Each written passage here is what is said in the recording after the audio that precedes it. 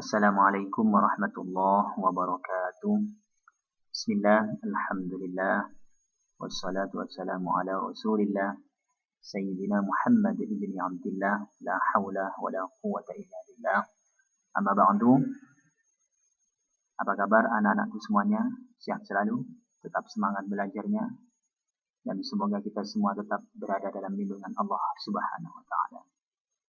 Baiklah, kita akan mempelajari pelajaran yang pertama tentang makanan halal dan haram. Apa sih makanan halal itu? Makanan halal adalah makanan yang diizinkan oleh syariat Islam untuk dikonsumsi.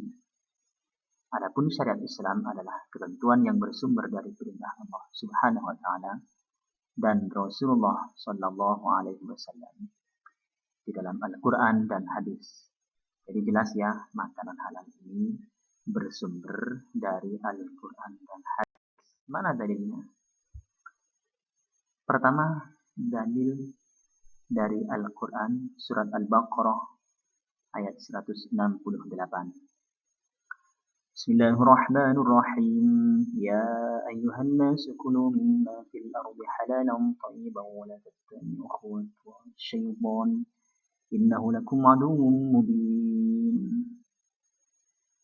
Artinya, wahai manusia, makanlah dari makanan yang halal dan baik yang terdapat di bumi, dan jangan kamu mengikuti langkah-langkah setan. Sesungguhnya setan itu musuh yang nyata. Ini dalil makanan halal yang pertama. Yang kedua, terdapat dalam surat Al-Baqarah juga ayat 172. Bismillahirrahmanirrahim. Ya ayyuhalladzina amanu kulu mimma يا أيها الذين آمنوا كلوا من طيبات ما رزقناكم واشكروا لله إن كنتم إياه تعبدون. Artinya, wahai orang-orang yang beriman, makanlah dari rezeki yang baik yang kami berikan kepada kamu, dan bersyukurlah kepada Allah jika kamu hanya menyembah kepadanya. Selanjutnya adalah macam-macam makanan halal. Pertama, makanan halal bizatihi, halal menurut zatnya, yaitu makanan yang pada hukum asalnya memang sudah halal. Contoh makanan halal bizati adalah makanan pokok. Makanan pokok itu apa? Seperti nasi, jagung kalau di sini. Itu halal bizati. Semua ikan di laut, ikan asin, ikan paus, ikan hiu sekalipun itu halal kalau memang mau dimakan. Binatang ternak seperti sapi, kambing, ayam, selain babi dan anjing, itu makanan halal lidzati, halal menurut zat. Yang kedua, halal karena cara memperolehnya, yaitu makanan diperoleh dengan cara yang halal, seperti dibeli dengan hasil uang bekerja berupa pemberian, hibah atau sedekah. Ini halal karena memperolehnya, bukan hasil mencuri, bukan hasil merampas. Ini murni hasil bekerja atau memang pemberian dari seseorang yang memang mau bersedekah atau menghibahkan makanan halal tersebut.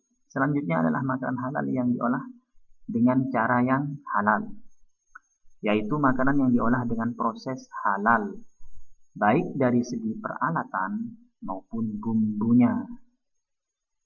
Maksudnya bagaimana? Jadi kalau ada hewan, sapi misalnya, sekiranya bisa dimakan dengan halal, maka harus diolah, disembelih dengan peralatan yang memang benar-benar baik, agar sekiranya sapi tersebut bisa dimakan dengan halal.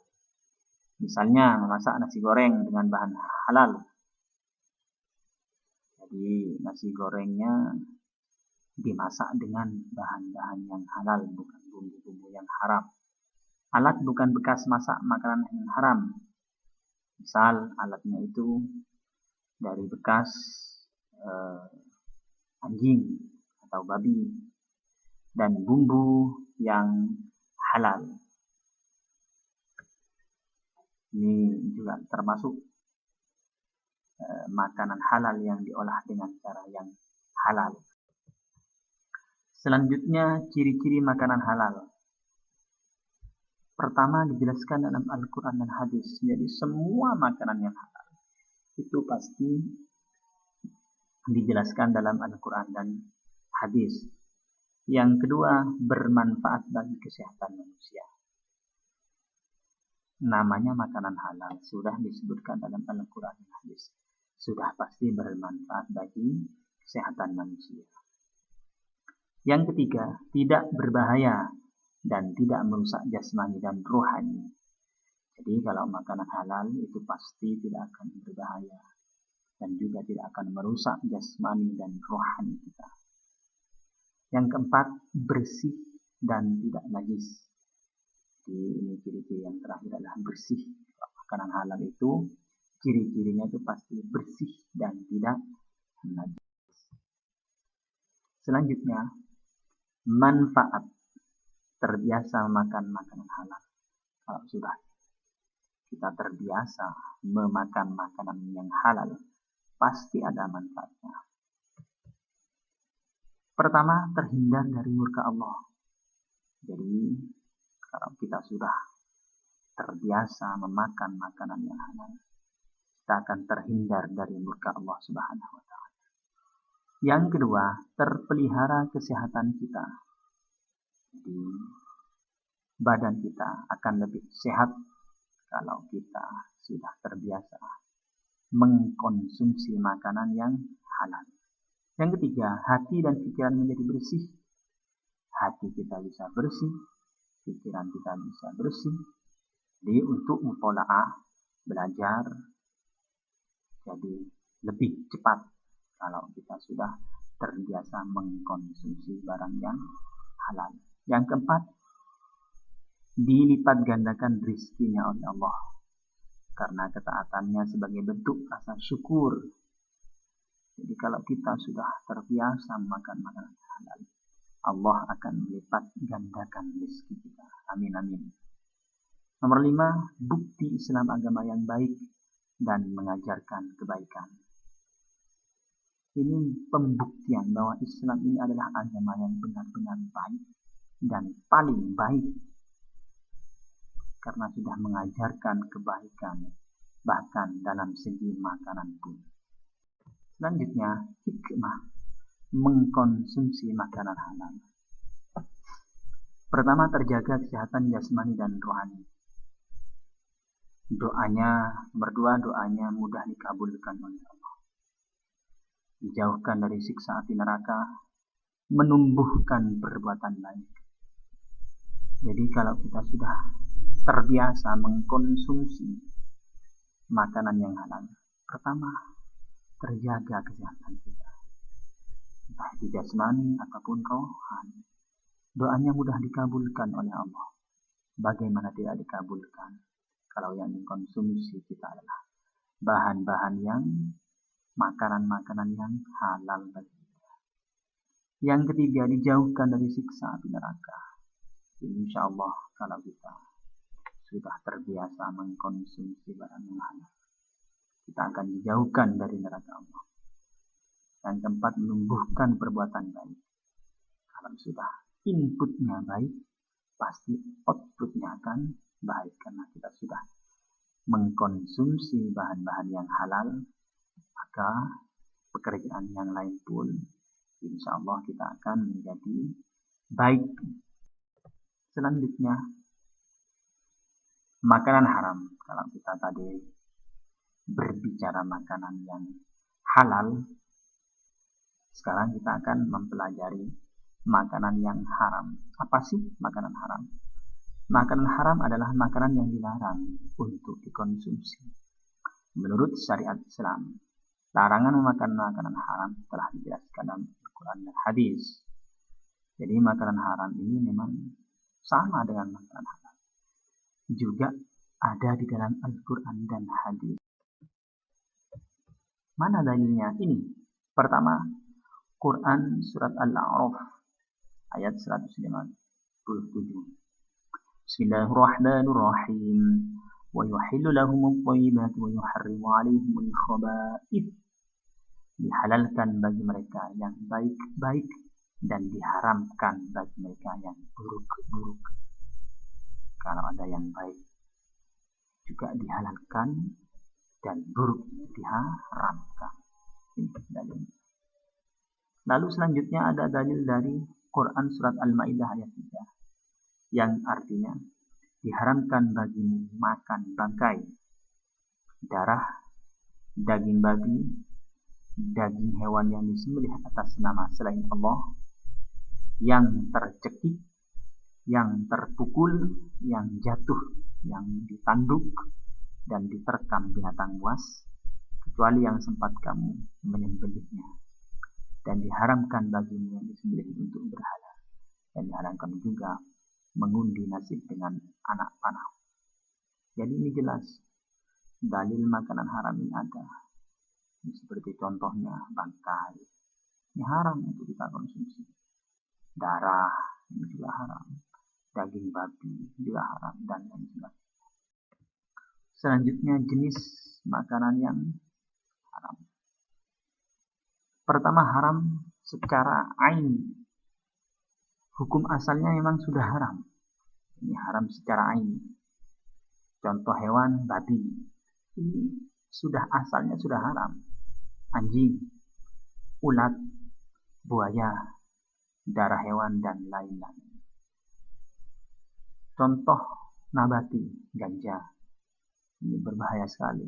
Kecubung, trompet setan, dan tanaman-tanaman lain yang mengandung racun atau memabukkan. Contoh dari perut bumi, timah, aspal, logam, dan sebagainya. Ini adalah makanan yang haram secara ain. Secara hukum asalnya memang sudah haram.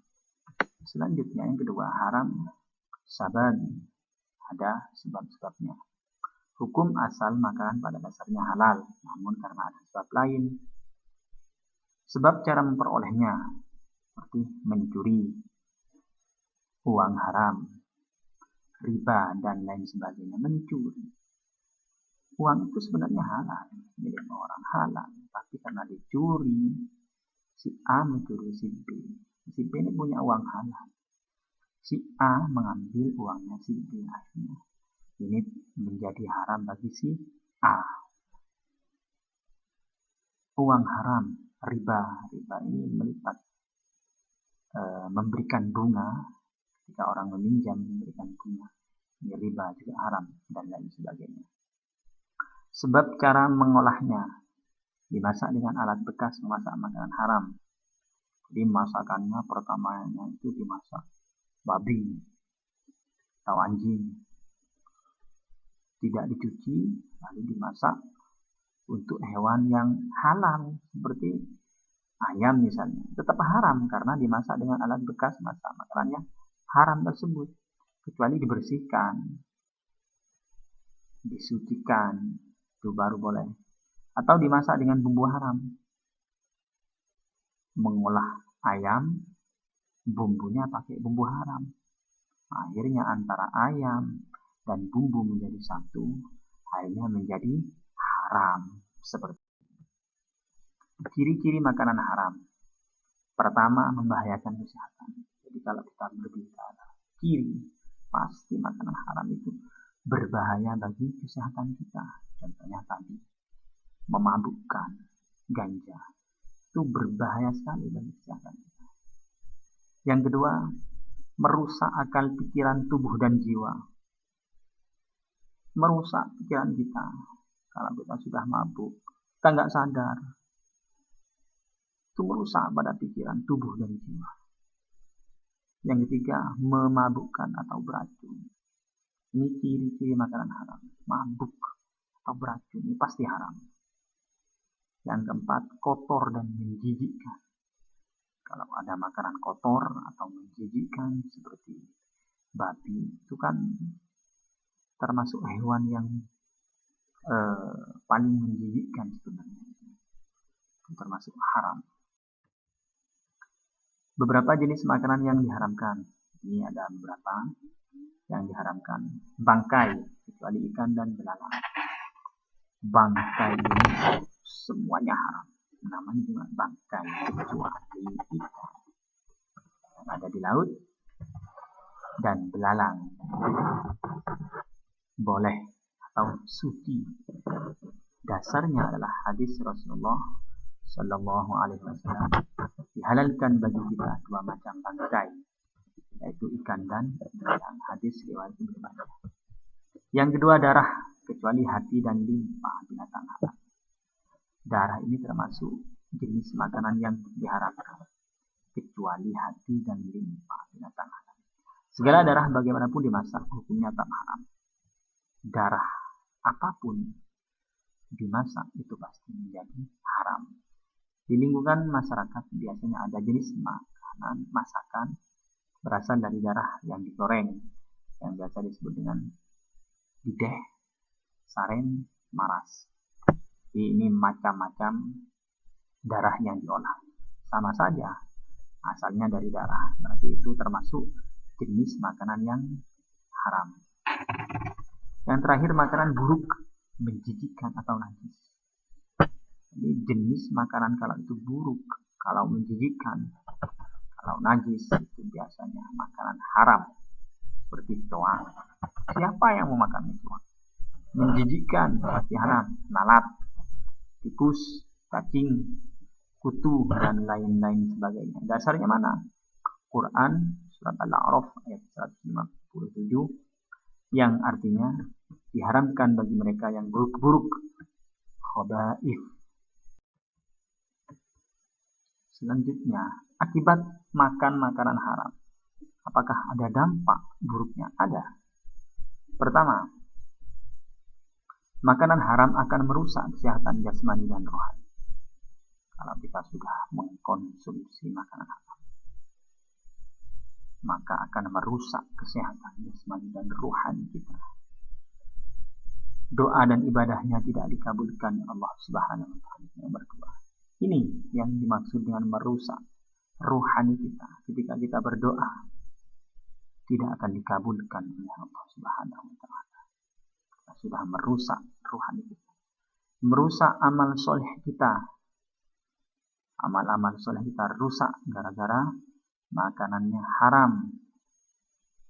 4. Ketenangan hidupnya dicabut oleh Allah. Jadi ketenangan hidup ini penting sekali. Kalau sudah kita tidak tenang, berarti kita makan makanan yang haram. Usahakan kita itu makan makanan yang halal, jangan yang haram. Kalau sudah mengkonsumsi makanan yang haram ini, ketenangan hidupnya dicabut oleh Allah Subhanahu wa taala.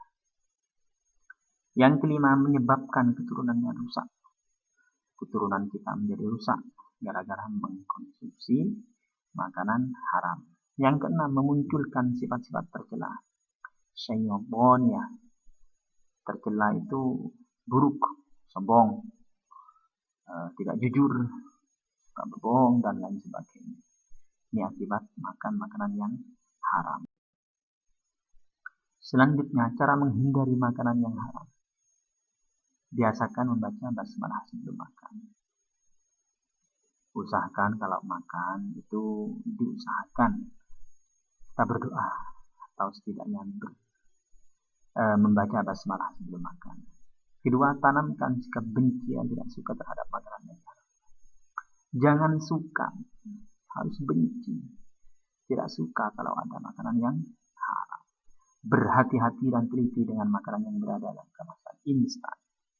Jadi kalau kita membeli makanan yang instan, kita harus melihat label. Kalau di Indonesia itu ada label. Entah itu dari makanan luar atau dari negeri sendiri, kita harus melihat label halal.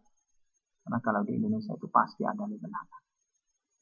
Yang keempat, tanamkan keyakinan bahwa makanan haram akan rusak dan membahayakan jiwa kita. Kita harus yakin makanan haram itu akan merusak dan membahayakan jiwa kita.